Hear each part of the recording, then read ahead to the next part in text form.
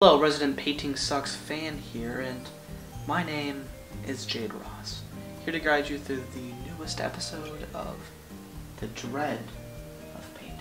In this episode, I'm going to be drawing some art from a great game, but I could never get into thanks to its genre, that being Hollow Knight. Wait, check Twitter! What the fuck happened? This the fuck happened. Metroidvanias are an exciting genre of games. After a break of making video game genre videos, I've decided to resume by talking about one of the most beloved genres in video games. Metroidvanias. Metroidvania is a combination of two massive titans in the gaming industry, that being Metroid and Castlevania. Metroid was released in August of 1986 for the Famicom, while released here in North America a year later. Metroid was one of the very first Metroidvanias, and because of that, it's extremely clunky. Back in the day, it was probably amazing exploring these eerie, open environments, but nowadays, it kinda sucks. The level design is basic and the gameplay is weirdly repetitive, but Metroid set a precedence for all future Metroidvanias. Open-ended level design with exploration locked behind progression walls. This, of course, would start the humongous Metroid franchise, which consisted of 2D games, 3D games, fucking merch and shit, I don't even know. And nowadays, Metroid is one of the biggest gaming franchises. While Metroid started with open-ended design, Castlevania, the other half of Metroidvania, started as a standard linear side-scroller, which were very common in the early NES and even later lives of the NES. Castlevania does what most great 2D side-scrollers accomplish, providing challenging bosses, satisfying action in the form of the whip, and of course, platforming. Now, Castlevania is also notable for its incredible music, graphics, and atmosphere. The gothic vibes are immaculate in most Castlevania games, and this organ-influenced music, it slaps hard. And my god, the graphics, for the time, they're really good, so much detailed sprite art and really great world building, to be honest. While Metroid provides a feeling of loneliness and survival, Castlevania provides a feeling of survival for sure, but also just horror. So what if Konami took the vampiric and gothic atmosphere and turned it into a Metroidvania style game? You get Castlevania 2 Simon's Quest. Simon's Quest is pure ass. The world design is boring and nonsensical, the RPG elements are lame and force you to constantly grind in order to obtain the best items. In general, the game is repetitive and boring, not to mention the horrible NPCs that are damn near unintelligible. But I've talked about this game at length, so if you want a full in-depth look, just watch the Castlevania 2 video I made. So overall, Metroidvanias were not off to a good start, but thankfully they would improve over time. Castlevania went back to linear side-scroller franchise, while Metroid continued its formula with Metroid 2 Samus Returns for the Game Boy. So I've not played Metroid 2 because from what I can tell, while the overall game design is solid, the game's graphics hold it back hard from being truly great. Hence its remake for 3DS. I'm sorry, but putting a open-ended game like this onto a Game Boy just doesn't work too well. This and Link's Awakening are in a similar boat as, while both are really smartly designed video games, they're held back by the hardware significantly, and because of that just aren't really enjoyable nowadays. But they did get remakes, so guess there's a silver lining. But what I can say is that it was another stepping stone for the next Metroid game. The one that would revolutionize the genre, and along with another Castlevania game that I'll talk about later, created the name Metroidvania. That Metroid game was called Super Metroid, released in 1994 for the Super Nintendo. Super Metroid was insane. The world design was huge with tons of enemies and areas to explore. Power-ups were perfected here, providing a stronger sense of progression, which in most video games is super important. But what Super Metroid did best here was finally nail that atmosphere presented in the previous games that were so heavily pushed, but could never really get past that boundary. Metroid Run struggled with nailing its atmosphere due to its aged gameplay and console limitations, and Metroid 2... Oh, it's so cute! I mean, look at it trying! But Super Metroid's atmosphere is fantastic. The sense of loneliness and darkness is executed so damn well. The enemy designs, the backgrounds, and the terrain you traverse through add so much to the vibes of Super Metroid. Sure, the core gameplay is strong here, but along with that is just how well Super Metroid can immerse you into its dark, mysterious, and dangerous world. So Super Metroid became a critically acclaimed masterpiece, and along with that, there was a little new Castlevania game coming out for the PlayStation just a few years later. It was called Castlevania Castlevania Symphony of the Night. Castlevania Symphony of the Night is a bona fide classic. The gameplay here took the gameplay of Metroid and combined it with Castlevania to create, well, you guessed it, a Metroidvania. The game has a sprawling world to explore with loads of bosses and enemies to defeat. Along with that, there were RPG elements mixed in, which helped separate it from Metroid and also provide its own identity. And these RPG elements were drastically improved over than the ones found in Simon's Quest, which were just mid! It was actually fun and adds to the game's gameplay, instead of making you feel depressed over the sheer amount of grinding just so you can progress in a terrible fucking game. The game has a soundtrack that is just pure euphoria. The game also looks like the best hentai you've ever watched.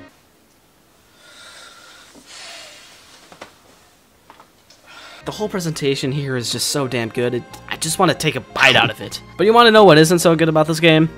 The story. Anyways, with Symphony of the Night and Super Metroid, Metroidvanias were born and revved into action. But what exactly is a Metroidvania? Well, a Metroidvania is a 2D platformer mixed in with action or possible RPG elements that take place in an open-ended environment, with the only thing stopping you from progressing is what I like to call progression walls. These walls are usually blocking you from accessing a certain area or boss until you reach a certain level or unlock a certain item. Metroidvanias are like semi-open world action-adventure games, but played as a 2D side-scroller. They're often known to provide a powerful sense of progression as you see your character go from worthless to a Giga Chad by gathering items and or leveling up.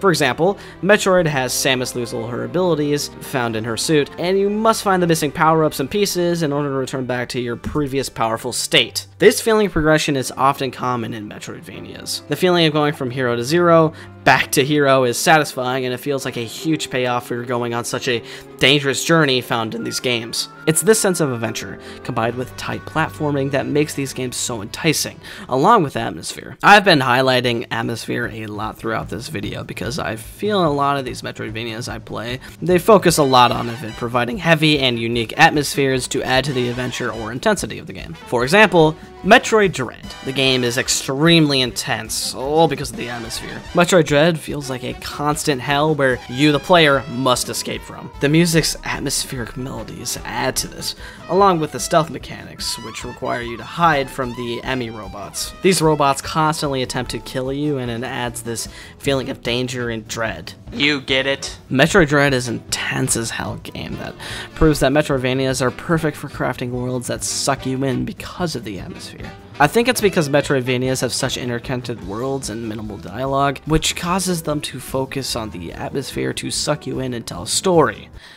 A cave story. You get it? So we have covered the origins of the genre and the tropes found in the genre, so now let's talk about the rest of the history until now. So after the release of Super Metroid and Castlevania Symphony of the Night, we would have to wait a little bit before other studios started to whip up their own Metroidvanias. So as for Metroid, they would continue in the form of Metroid Fusion, released for the GBA in November of 2002 to critical acclaim for its gameplay, controls, music, and graphics. However, Fusion, while being a great game, was more linear than previous entries. But still, it was a Metroidvania through and through, just a little more linear. However, then Metroidvania-style Metroid games would just sort of die out for some reason. We got two remakes until 2021's Metroid Dread, in the form of Metroid Zero Mission and Metroid Samus Returns. First, Zero Mission, which was released in February of 2004 for the Game Boy Advance. Zero Mission takes the first Metroid game and makes it so much better. First of all, so much more content in the form of new items,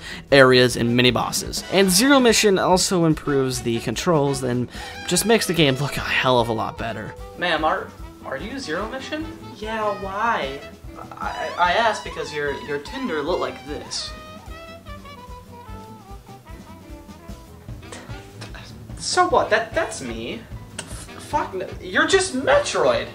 Shit. In general, Zero Mission is an excellent remake, which is a statement that also applies to Samus Returns. Samus Returns was released in September of 2017 for the 3DS and fully remade the Game Boy original with graphics that can actually portray the vision that they wanted. This proves the fact that the design of Metroid 2 is good, but was simply held back by its platform. Samus Returns also features new gameplay mechanics like a counterattack and full free aim. These help make the combat feel way more involved and intense. Also, Samus Returns released over a decade after after the previous 2D Metroid game, Zero Mission, which was a remake, so we were pretty bone dry in terms of actual new Metroid experiences. But I guess you can say that Samus did return with this one.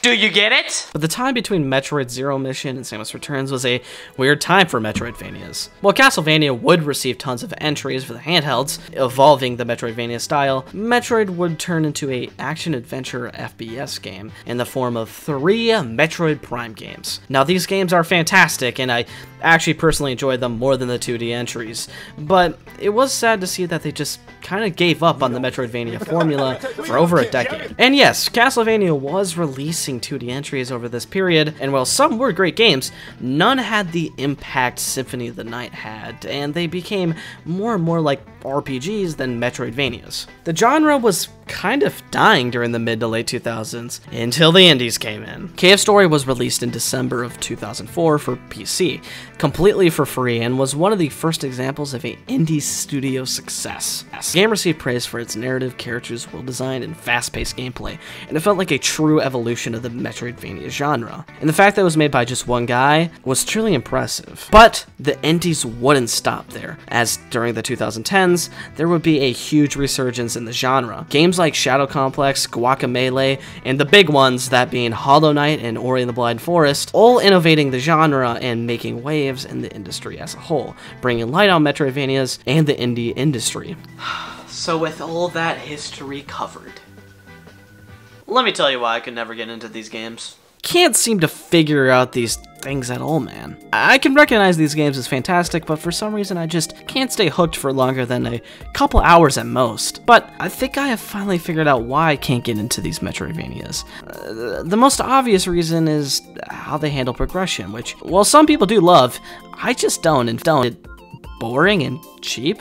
Progression walls that force you to explore and find a specific item or boss just isn't really fun to me. It feels cheap to me, like the game is teasing me and saying that I need to go fuck around before I can access a certain area, which is just, you might as well just spit on me. It honestly just feels like a linear game that just so happens to take place in a big map, and I just don't like it very much. Second off, atmosphere. Now, I love atmosphere in my games, but to me, Metroidvanias rely heavily on atmosphere to tell its story or get you immersed in the world. Now, I don't need to get immersed in a game to enjoy it. I mean, I love Mario, but I don't feel like Mario when playing it. I just feel like me. My own flaccid self. But a main appeal in Metroidvanias is its immersion and the feeling it gives you, which I just can't relate to. Games like Metroid and Hollow Knight rely heavily on their atmosphere to tell a story, and I just don't really like this type of style, or at least this type of style when it's the only form of storytelling. Because this type of storytelling